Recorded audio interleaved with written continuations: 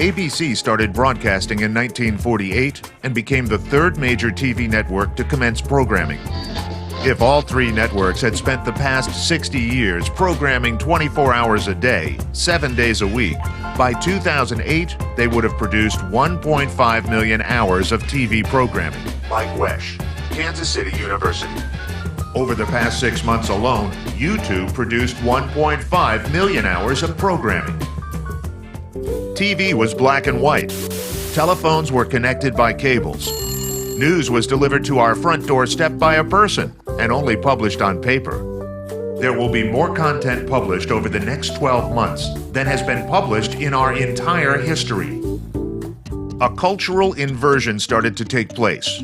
Women became a permanent part of the workforce. Corner stores were knocked down and turned into malls. Humans became increasingly individual and longed to be more independent. We had become isolated, connected by TVs, mobile phones, and freeways. Sir Robert Putnam, Bowling Alone. In 1998, Stephen Weiswasser of ABC TV was quoted as saying, "You are not going to turn passive consumers into active trollers on the internet."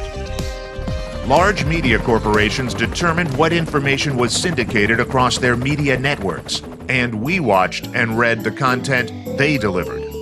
Living in a world where the truth could be bought and sold, we started longing for authenticity.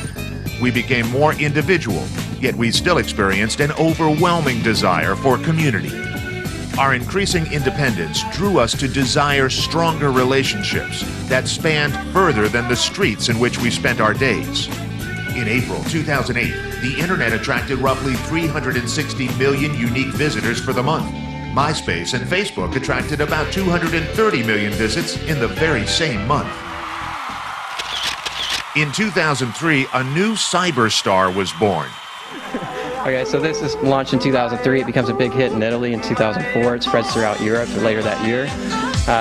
Then travels over to Japan, where it mixes with the culture of animation, where people start making videos of this. One of these videos travels all the way to the suburbs of New Jersey, and there Gary Brolsma looks into his webcam and says, "Hello."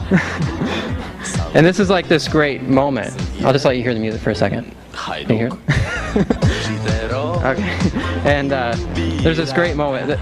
Gary Wolk has written about this. He says, Brolsma's video single-handedly justifies the existence of webcams. And he goes on to say, because here he is sitting in this dismal-looking suburban bedroom, but he's really going for it, flirting with the camera, utterly given over to the music. It's a movie of someone who's having the time of his life, wants to share his joy with everyone, and doesn't care what anyone else thinks. So this video obviously becomes like a huge phenomenon. Some people have suggested it's been viewed 600 million times. I'm not sure what the proper statistic would be, but here you see some of the... A teenager from New Jersey is finding itself into email boxes everywhere, and folks, this one is the real deal. So he's on the Today Show, he's on VH1's Best Week Ever, he's like the new cyber star. Social media sites like YouTube, Facebook, and MySpace represented a new kind of platform where suddenly everyone could join in. We saw new identities forming, new forms of expression. Social media became a celebration of empowerment, of global community, a celebration of new and unimaginable possibilities. We could aspire to new global connections that would transcend space and time, where all constituents had a voice that could be published to the world without cost. Web 2.0 was not just about information, it was about people and linking them in ways that had never been connected before, sharing, trading, and collaborating. Mike Wesch, Kansas City University. 200,000 videos are produced and uploaded to YouTube every day. Nearly all contain unique and original content, and the average video is shot for an audience of less than 100 viewers. Our mediascape has changed forever. The center of this new media is us.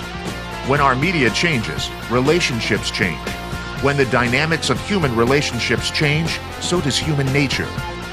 We have changed. We are living in a new age of participatory media, where anyone can publish content that is filtered by the masses, not a small group of media corporations. A single piece of content that costs nothing to publish can be syndicated across social networking sites, where it is picked up and streamed around the internet by users via RSS feeds. If it's good content, it gets posted to microblog platforms and aggregated into content-sharing sites by consumers. How far content travels is determined by those who view it. If it's good content, it gets bookmarked into community portals for a person's friends, fans, or followers to see. If others like it, they give it a thumbs up. If not, it gets a thumbs down. Reputation is everything, and quality is regulated by reputation. Our data trail knows which individuals bookmark the best content first by how many people follow them. Early adopters who distribute the best content first rise to the top of the new media ecosystem that is measured in recency, relevance, and quality. The more that consumers value content, the more prospects they introduce it to. The more prospects that see it, the more users there are to distribute it to others. This phenomenon continues until millions, or in some cases, over 30 million consumers see this content, which cost very little, if anything, to produce. This change in the mediascape can be both daunting and exciting for businesses today. Daunting because by the time today's 10-year-olds turn 18, they will no longer be reachable through traditional media. Advertisements published on the radio and in magazines and newspapers just won't be seen or heard by a new generation who is watching YouTube, listening to internet radio, and downloading their music online.